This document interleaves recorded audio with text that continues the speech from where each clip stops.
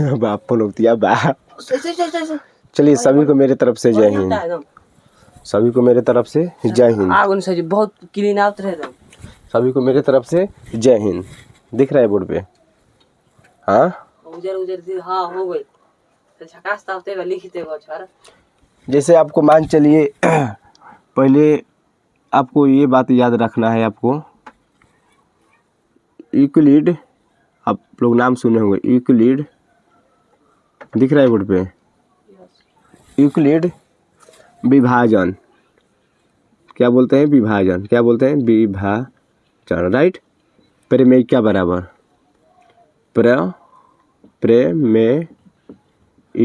प्रमेयिका बराबर आपको सूत्र पहले याद रखना है। ठीक, क्या सूत्र याद रखना है? उस सूत्र का नाम क्या है? A बराबर BQ प्लस R, राइट। इतना बात क्लियर।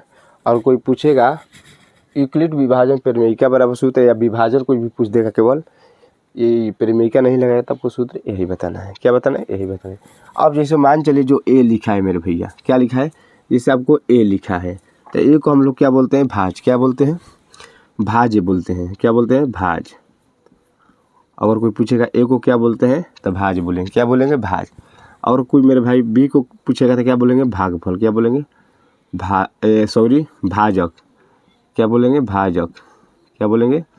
भाजक। वही बात अगर Q का कोई पूछेगा क्या बोलेंगे? भागफल। क्या बोलेंगे? भागफल। क्या? भागफल, राइट। अगर कोई R के पूछेगा तो क्या बताएंगे? शेषफल। क्या बताएंगे? शेषफल, राइट। इतनी बात क्लियर। और कोई भाज्य का पूछेगा तो A बताना है, और B का कोई पूछेगा तो भाजक बताना है, और कोई Q का पूछेगा तो भागफल बताना है, और कोई R का पूछेगा तो शेषफल बताना है, राइट। अब मेरे भाई देखिए, जैसे आपको सवाल दे देगा, जैसे आपको सवाल यहाँ पर दे देगा 12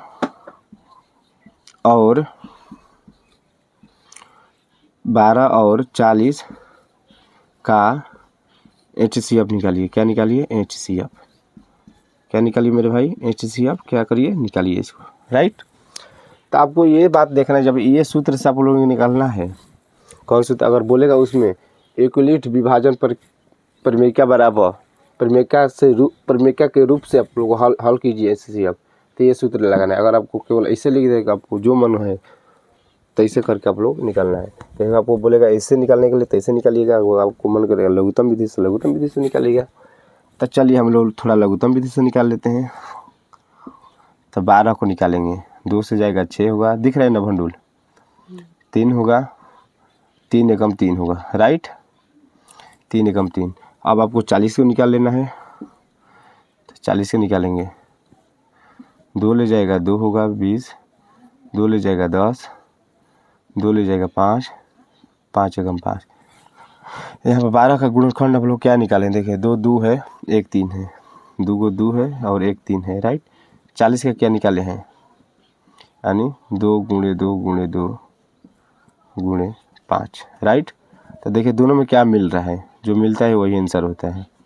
एक ये 2, एक ये 2, एक ये 2, एक ये 2, बाकी कुछ नहीं। तो जो 2 मिला है वही 2 ले लीजिए। तो 2 को 2 मिला है तो 2 दूने 4 आंसर।